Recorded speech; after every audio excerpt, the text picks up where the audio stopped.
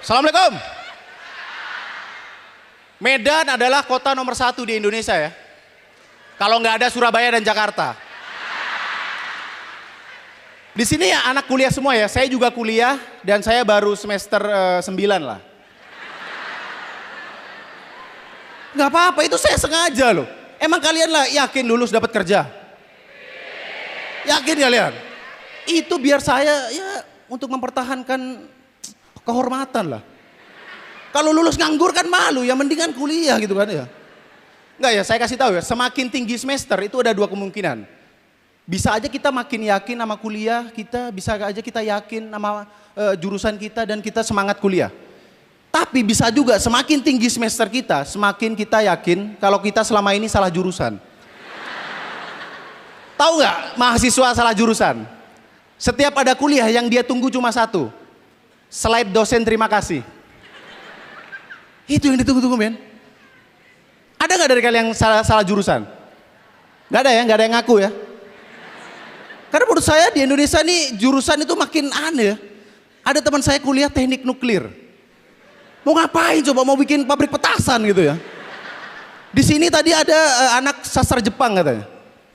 Ya ada anak sastra Jepang nggak di sini? Coba kalian mau kalau lulus mau kerja di mana coba ya? Mau jadi Naruto kalian ya? Mau ngapain coba?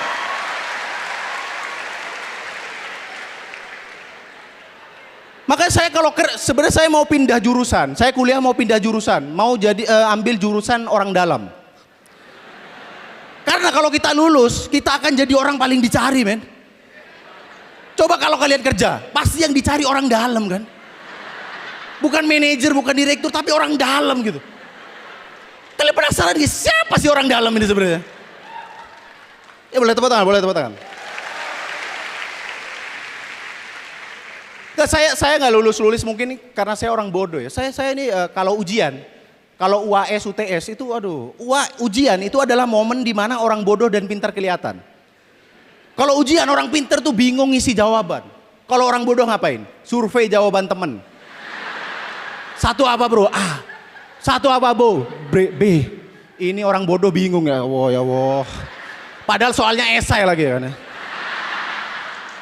Ini orang bodoh kan. Dan masalah kayak gini ini sebenarnya nggak pas kuliah. Dari dulu saya pas SMA, SMP, itu saya memang udah bodoh men. Terutama kalau ujian matematika. Biasa kalau ujian matematika kita dikasih kertas oret-oretan tahu nggak? Di sini kertas sele-sele katanya namanya. Saya bilang sele-sele adalah oret-oretan ya. Ini biar Indonesia tahu ya. Saya pas dulu ujian matematika itu kalau dikasih kertas oret-oretan 1 lembar nggak pernah saya isi men. Herannya teman saya kadang-kadang minta sampai 2 men. Bu minta 2 lembar, ya Allah itu ngerjain apa sih? Saya 1 aja gak keisi loh. Ya udah biasa kita kalau nggak tahu ngisi apa biasa kan ditanya, itu caranya gimana? Dikumpulin. Tapi sekarang nggak tahu saya tulis doa-doa biasanya ya Allah, tolong hamba gitu. Bisa gitu men. Karena nggak tahu mau ngisi apa gitu. Dan ternyata pas dikumpulin teman saya yang 2 lembar tadi isinya apa? Doa yang lebih lengkap ternyata. Udah ya. Di sini ada yang pernah kerja nggak? Nggak ada yang pernah kerja ya? Gini saya pesan kepada kalian, ini saya dikasih tahu teman saya. Katanya kalau kita kerja, yang susah itu adalah saat wawancara. Karena kalau wawancara itu kita jawab apa, itu katanya jebakan katanya. Kalau ditanya, Mas kamu mau gaji berapa? 1 juta Pak. Nggak punya masa depan. Minta gaji 1 juta. 10 juta Pak. Baru kerja di sini minta 10 juta kamu. Ditanya, Mas kamu punya pacar? Punya Pak. Waduh pasti kalau kamu kerja pacaran terus. Ya udah Pak saya janji kalau saya diterima saya akan putusin pacar saya. Kamu sama pacar aja gak setia gitu. Apalagi sama perusahaan gitu. Serba salah men. Dan gini ya, di Indonesia itu punya kebudayaan. Kalau kita nanya gaji temen dianggap gak sopan, bener gak? Iya gak? Di sini gitu gak? Di sini kan aneh sebenarnya, tapi sama gak? Saya menilai Medan aneh ini sejak saya di jalan itu lihat motor spion kanan semua. Kalian nggak tahu aturan ya? Hah? Itu yang penemu Honda itu bikin motor spion 2 tuh biar bermanfaat gitu ya. Sama kalian dicabut satu, apa maksudnya coba? Ada yang bisa jelasin gak apa maksudnya satu itu kan, kanan doang kan? Katanya biar gak berdoa gitu. Emang ada motor berdoa ya, hei?